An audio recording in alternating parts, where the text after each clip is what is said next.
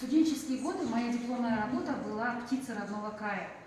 Меня интересовали птицы родного края, но что я заметила, что в наших краях бывают даже редкие птицы, которые обитают в Китае. Одним из них был розовый скворец.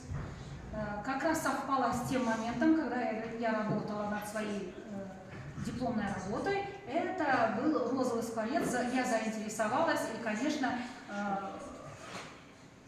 работала с литературой по розовым скворцам.